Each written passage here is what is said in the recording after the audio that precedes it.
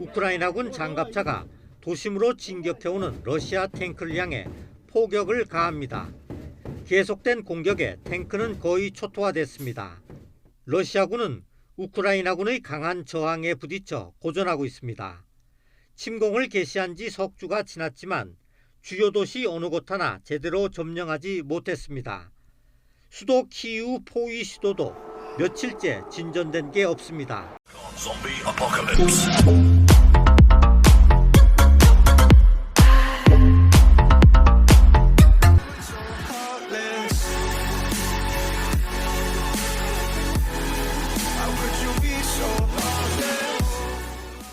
안녕하세요. 아카루시아TV 나레이터 연우입니다. 역사는 반복되고 인류의 어리석음은 세월이 지나도 고쳐지지 않는다고 합니다. 오늘의 영상 주제는 개전 초기에만 하더라도 전세계 군사력 2위라는 타이틀을 가지고 있는 러시아가 불과 며칠 내로 우크라이나를 항복시키고 러시아가 진주하여 허수아비 정권을 세우고 러시아의 승리로 귀결될 것 같았던 러시아, 우크라이나 전쟁에 대한 영상입니다. 러시아의 우크라이나 침공이 벌써 20여일이나 지나고 있고 전 세계가 확전이 되지 않을까 초미의 관심으로 지켜보고 있습니다. 그 와중에 애꿎은 민간인만 1000여 명 이상 희생되고 있고 침략군 러시아군조차 전사자만 7000명이니 8000명이니 하고 있으며 침략당한 우크라이나군은 또 얼마나 전사했겠습니까? 헌데 데이터상으로만 전세계 군사력 2위니 거의 15만 병력을 국경에 집결시키는 등 개전 초기에만 하더라도 국내외 전문가들이 3일 만에 끝난다는 둥 7일 안에 전국토가 점령당한다는 둥 수많은 군사 전문가들의 예상을 깨고 우크라이나 국민들이 대통령을 위수로하여 똘똘 뭉쳐 대항을 하고 뜻밖의 러시아군의 허접함이 만천하에 드러나는 일들이 연일 발생하고 있습니다. 우선 명분이 약하고 같은 민족이기도 하고 2차 세계대전 시에는 목숨을 걸고 같이 싸우기도 했고 무기 체계도 거의 비슷하고 훈련조차도 같이 한 전우들이기도 하고 같은 지휘 체계로 전투 방식조차 비슷하다 보니 말단 병사들의 사기는 바닥을 치고 있고 대다수의 장병들이 왜 싸우는지 이유조차도 잘 모르고 있는 상황입니다. 물론 처음부터 국력이나 전력의 차이가 워낙 많이 나다 보니 대다수의 러시아 장군들이 적을 가볍게 보고 허술한 작전을 세우고 전략 전술 따위 생각지도 않고 덤벼들었던 게 사실입니다. 고사성어로 경적 필패라는 말이 있습니다. 적을 가볍게 보고 덤비면 반드시 패한다는 뜻입니다. 만약 독일이나 유럽 서방 국가들이 러시아를 침공했거나 혹은 국가연합이라고 하는 러시아 주변 국가를 군사력으로 침공했다면 우크라이나뿐 아니라 러시아와 같이 똘똘 뭉쳐 대항했겠지만 이제 2차 세계대전과는 정반대로 러시아가 우크라이나를 침공해버리니 온 유럽과 미국이 오히려 우크라이나를 전폭 지원하는 역사의 아이러니가 일어나고야 말았습니다. 그 와중에 러시아 군대가 얼마나 허접하고 기본 훈련조차 되어 있지 않고 당나라 군대인지 온천하에 드러나고야 말았습니다. 그저 핵무기나 가지고 있다고 거들먹거리고 최첨단 무기인 것처럼 허장성세만 가득하더니 결국 실체가 드러나고야 말았습니다. 시청자 여러분들 혹시 1970년대에 있었던 미그 25 쇼크 아는 걸 아시나요? 구소련 시절 처리장막이니 뭐니 하면서 상대에 대해 잘 모르고 신무기를 개발했다 하면 정확한 데이터를 모르니 상대방에게 공포심을 가지고 한때 두려움을 가지고 소련의 신무기를 접할 때가 있었습니다. 그 중에 소련이 야심차게 개발했던 고고도 요격기 미그 25가 있었습니다.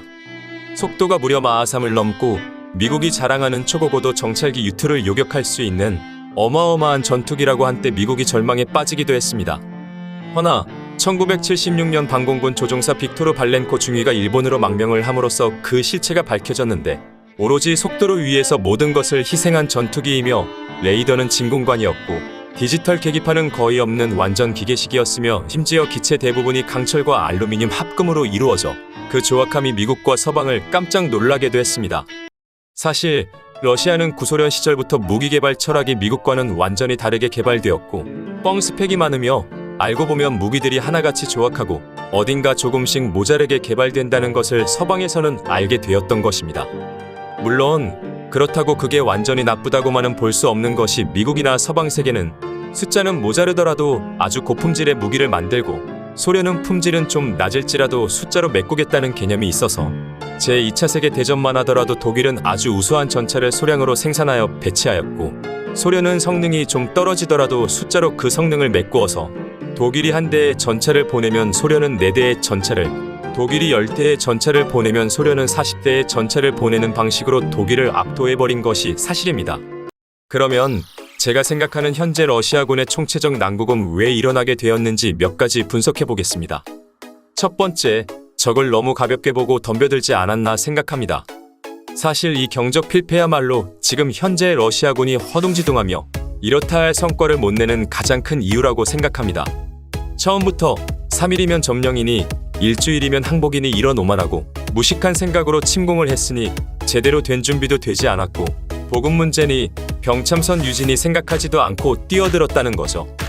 미국의 대이라크 전쟁만 하더라도 약 50만 병력을 집결시키고 전쟁 물자 준비하는 데만 거의 5개월의 시간을 들였고 보급이나 병참 준비는 더 오랜 시간을 잡아먹었더랬습니다. 정작 이라크를 침공하고 항복을 받아내는 데에는 겨우 한 달밖에 걸리지 않았습니다. 그것도 제3기계와 사단 하나만으로 이룬 성과입니다. 그만큼 오랜 준비 시간과 병참 준비를 하지 않으면 단 한 개 사단도 투입하기 힘들다는 걸 보여준 겁니다. 두 번째, 지금 현재 전투 상황이나 러시아군 진격 상황을 보자니 전혀 보급이나 병참이니 지원 문제는 생각지도 않고 들어가지 않았나 봅니다. 지금 여기저기 뉴스를 보자면 제대로 된 공세를 유지 못하는 큰 이유가 탄약 부족, 전투 식량 부족, 각종 유류 부족, 각종 병참 부족으로 진격을 할 수 없는 지경에까지 이른 것 같습니다. 어느 유튜브 뉴스에는 장갑차를 탈취해보니 실려있는 거라고는 감자밖에 없더라 하는 카더라 뉴스도 있습니다. 사실 러시아도 구소련 시절에나 아프간 침공 등의 실전 경험이 있을 뿐 소련이 해체되고 러시아라는 작은 나라로 축소된 이후로는 이렇다 할 큰 전쟁이나 국가 간 전쟁을 해본 적도 없긴 합니다. 물론 체첸과의 전쟁이나 시리아 또는 이라크 따위에서 게릴라전과 ISIS와의 전투 같은 경험은 있을지 몰라도 국가의 명운을 걸고 총력전을 펴는 이런 전쟁은 해본 적이 없습니다. 물론 러시아는 우크라이나보다는 훨씬 강력하고 경제력도 높으며 무장도 잘 되어 있는 군대를 가지고는 있습니다. 병력도 거의 100만이 넘고 예비군만 200만이며 각종 첨단 무기와 핵무기나 전략 잠수함이니 전략 로켓공 같은 것도 잘 구비되어 있습니다. 더군다나 이번 우크라이나 전쟁에는 러시아의 모든 전력이 투사된 것은 아닙니다. 당연히 그럴 필요도 없고요. 맨 처음 침공을 결심하고 국경에 집결시킨 병력 또한 약 15만 정도이고 근위군이니 근위 전차 사단 같은 최정예 병력은 아직 동원되지도 않았습니다.